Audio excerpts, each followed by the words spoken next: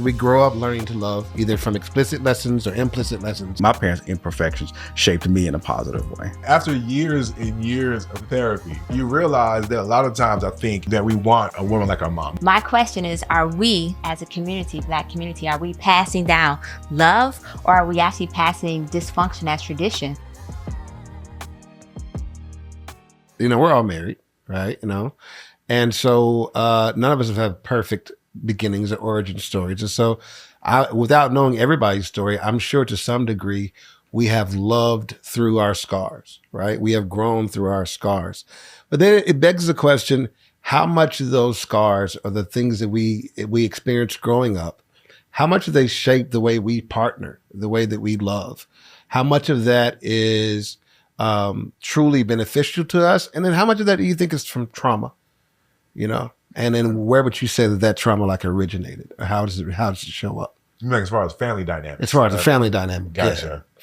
Yeah, I mean, I think a lot of what we learn, like, of course, we see it from our parents, and we've all kind of talked about that, like your parents not being very affectionate. I had the same experience too. Like, I never really saw my parents like embrace each other or kiss and everything. So I internalized that as, you know what, I want to be a more that to be my love language, you know, more and for my, you know, kids to see that, you know, as a healthy thing. So I think even when our parents aren't perfect, and that they aren't, and that's one of those things you learn as you get older, that your parents aren't perfect and they don't know everything, I still think there's value in your parents' imperfection. And I think there's lessons in that too. So it doesn't mean that you failed as a parent because you weren't perfect. I think those imperfections can actually shape your kids in a positive way. And I think my parents' imperfections shaped me in a positive way. Wow, I love that, because I can honestly say that my parents' imperfections or efforts did 100% shape me. I can honestly say that with my father as an example. So we talked about, or in our community, we talk about absentee fathers. We also talk about single mothers and so forth. So I had an opportunity at one point to have both experiences, as far as the parent being together and then the parents being separate. And I can say that for the behavior of my father, though, the lessons that and I'm going to say lessons as a nice word, the lessons that he gave me were lessons that I actually took to heart, because for a long time, I was trying to understand why this behavior, why treat your daughter like this? But it actually helped me in the long run, because I knew exactly what to look for in the man that I was going to be with, or in any relationship that I was going to be with, because he helped shape that, even though the experience was 100% negative, right? Lots of negative ramifications, consequences, and so forth. And then at the same time, growing up with a single mother for a while, watching her work and struggle and raise 4 kids and so forth, it was like, okay. And then she got remarried, and then having a stepfather come into the home, and that changing dynamic told me some things that I would never want. And so I worked really hard at maintaining my marriage, because I'm 26 years in for marriage now. It was very important to me to make sure that I didn't, 1, repeat the cycle, and 2, to make sure that I picked somebody who wasn't just like this person, because oftentimes they say women date their daughters. Women look for fathers. Thank you. That's messed up. Please forgive me on that. Lord have mercy. No Diddy, all type of way and everything. So anyways, but they do say that women look for their fathers in their relationships, but that's only for women who fathers were good.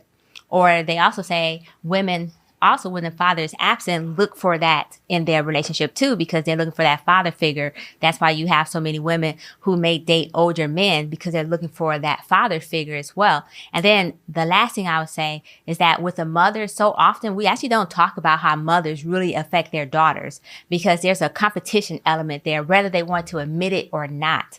And that also affected me as well, because it was like, well, why is this competition? Why does it exist? Like, why do you feel me that I'm a threat? But it wasn't that my mother thought I was a threat. Actually, in her own way, she was trying to teach me how to be independent. She was like, this is what's going to be expected of you growing up. You need to be able to do X, Y, Z. And so while I'm being taught to be independent, in my personal opinions, my brothers were being babied. And so it was like that type of dynamic also helped play a role in how I am today because of that. So 100. Well, you know, as a guy who's thinking about doing a book called My Father's Son, I wonder which parents affected me. And I also wonder how they affected me. You might have to read the book to find out. No, I'm kidding. What a teaser. Honestly, it's weird because I think my parents were a perfect storm. So my dad is charismatic, well-dresser, great dresser. He's outside. You know what I mean? Life of the party. He used to throw events and parties back in the day. A hustler. And definitely a ladies' man. So I got a chance from the passenger side to watch him holler at women, even though he was married to my mom at the time. I didn't think nothing of it because I was like, oh, it's just dad just talking. I remember maybe like around 11 to 12, me and dad double dated, which was always funny when I tell that story. Yeah, he was going to his mistress's house and she had a little niece that was around my age. And I was just all happy to go over there too. You know what I'm saying? I was spending time with my dad. And so, he would do his thing.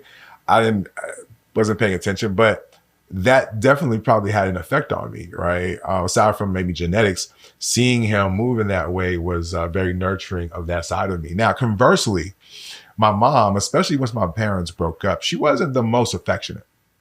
And ironically, I feel like, that might have been the same complaint that my dad had. So inappropriate. But I do think parents heavily impact their kids, right? So for example, if my mom was raised in a home where she didn't have a male figure, or her mom didn't constantly have a male figure in the home, where would she see or learn how to be affectionate or to treat a man necessarily, right? For her, maybe just doing her duties was good enough to a certain extent. Whereas a guy who's maybe charismatic and outgoing, who feel like he can just pull whatever, feels like he needs a little bit more than that. So my point is, for me, it impacted me because now I found myself looking penub in all the wrong places. Like I was looking for affection and attention from women. So you got a guy who's a player, right? And then you have this little boy who's looking for affection, who now has the skill sets necessary to maybe fill that void through charisma, charm, and cock. Right. So you should probably be the 3 C's. Yeah. I fell victim to the need for alliteration. But my point is that after years and years of therapy, you realize that a lot of times I think for me, I'll speak for myself. I think it's true that we want women like our parents, or we want like a woman like our mom, or even the opposite. I think it can swing either way. Either you're looking for somebody who has the traits or the qualities or whatever, or you're using her as a litmus test. And ironically, I did that also.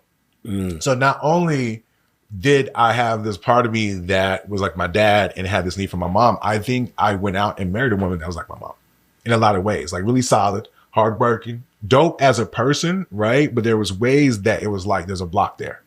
Right. And I'll land with this and say that it was weird, I think, to feel like you're redoing your parents' relationship, but it's your own. It just so happens that the two people, maybe there's semblances or resemblances between the parents, but it's your own. And you get to look at the mistakes that were made before. So whereas my father probably didn't communicate effectively about maybe where things were falling short, I made sure that I was communicating effectively. So therefore, whatever their challenges were, we work on it.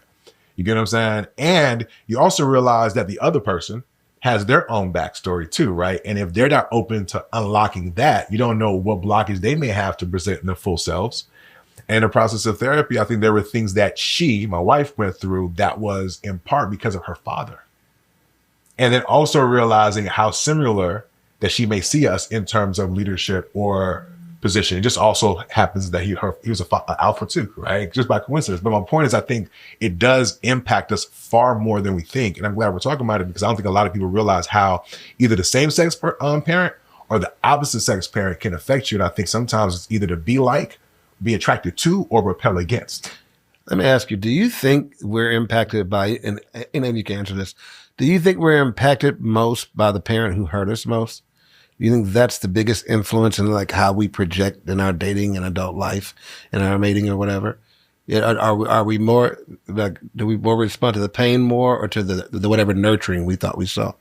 I mean, I remember you said maybe a couple of episodes that you feel like we are more toxic, we're attracted to a thing, right? Mm-hmm. I think there's something to be said maybe in our nervous system that does drive us to be more aware of, to amplify the things that agitate that nervous system. So either anger or fear or whatever. So I do think that yes, we are probably more impacted by those negative things, right? Versus the love. Cause I can imagine a parent who pours in all that stuff is like, well, damn, all this pouring in I did, like the mom who's still there when the father's gone, right? She could did all that pouring, right? Been there as much as she could, but the fact that he was not there still is going to outweigh that from, I think, a pain or a perspective. So that's my thoughts on it.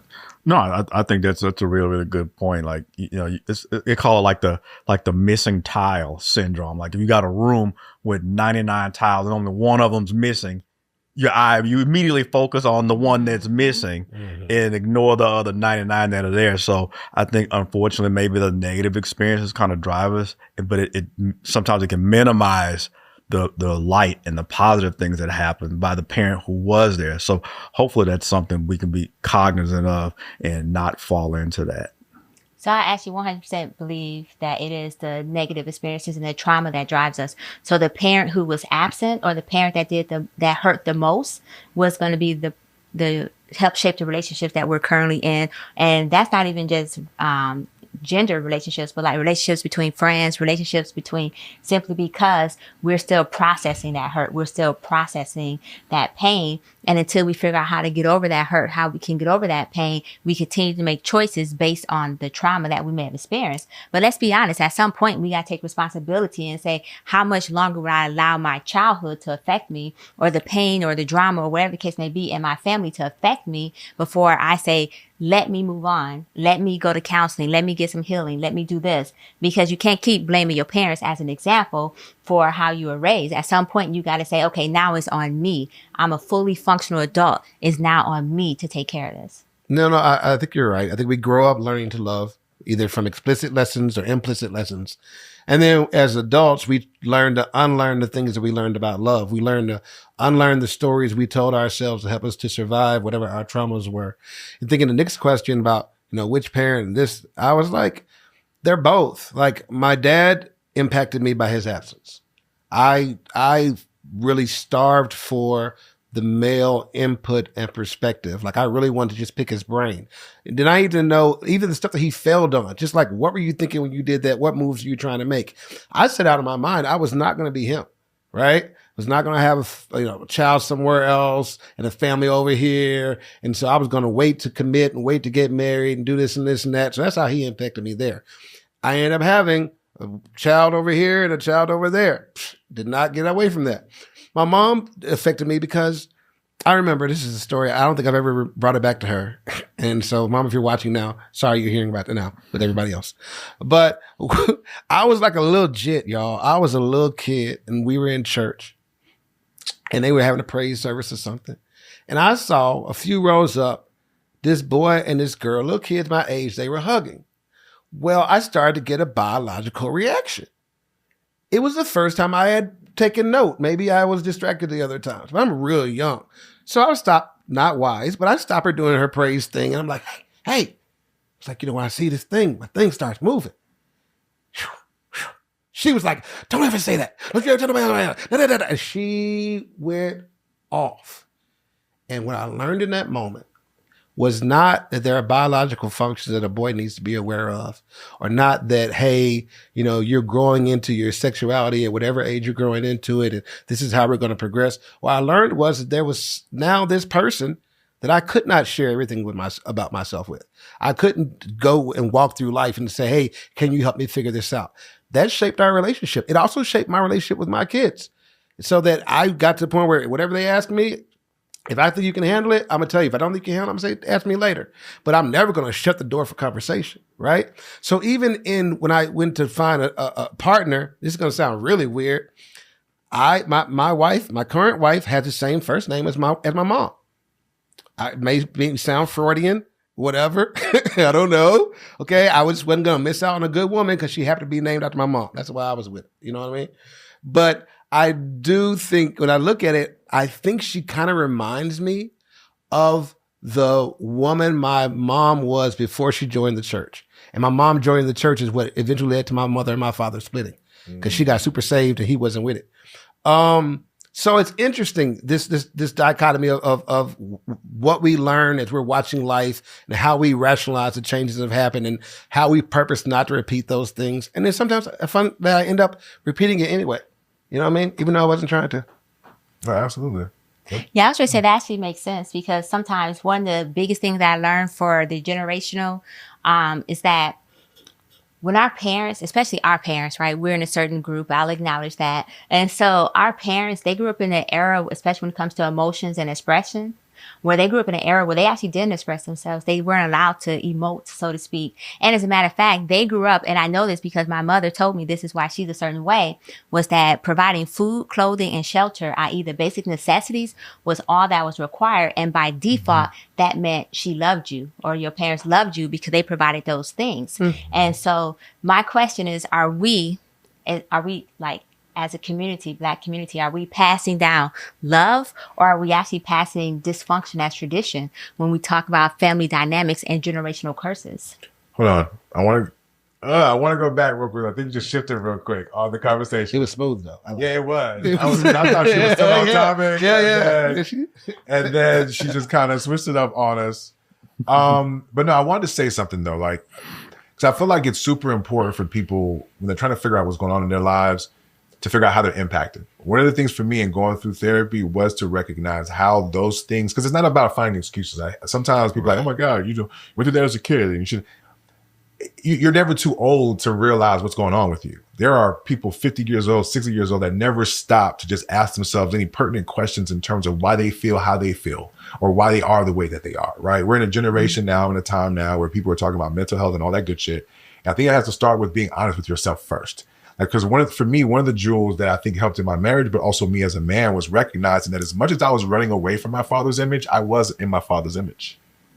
Yes. Right. And what was crazy was that my wife probably already knew that. Like, I was the only one that was pretending to be something I was not. And that pretending, that discontent creates problems in your relationship from your own making and doing, because the other person's rocking with you for who you are, but you're the one that can't be real with yourself. Right. Because low key, you don't want to be this thing because maybe you were hurt by the thing that you don't want to be. Right. It wasn't until I think, and even now at 48, the more that I embrace all of me, the truth, including how my parents' relationships impacted me. People like, yo, you have a relationship with your mom now, right? I do too. That relationship was impacted by how we grew up. Like, you can't magically create a relationship that never really existed before. If it wasn't all huggy time, if it wasn't loving and all that, now you may be towards the end of the road and maybe just extra proud now. Maybe that's not my experience. So we're not going to force that relationship. But what happens is people can't be honest about what that is. They want something that never really happened to a certain extent, that discontent. So all I'm saying is that I think a lot of us, a lot more, especially our generation, a lot of us are impacted by our parents. And I don't think enough of us take the time out just to be like, hold on, why am I dating like this? Right? It got to be the crazy one. We all know, like, the girl who didn't grow up with her dad in their house. Oh, she's a hoe now. But there's girls who grew up with their dads in their house. And their dads were a certain type of way. Not that she's a hoe. Sorry. Jay, you went there. But how she shows up in relationships, how she's relating to you, even the choice of you can be informed by how it happened with her parents. So I just feel like the more people who are aware of that, then maybe it can kind of give you some insight. And then maybe if you want to change it, I'll just say that even though it kind of made me a womanizer like my dad, I don't really change that because I love y'all. You know what I'm saying? I just learned how to harness my womanizing to do more good for the community as opposed to taking advantage of the community. Give back. Yeah, exactly. My dad got 7 kids with 5 women. I got 1 boy at 4. If you want to talk about some areas I was able to dodge that. Yeah. Okay, now other areas, you know what I mean? I'm still working on it. God's still working on me.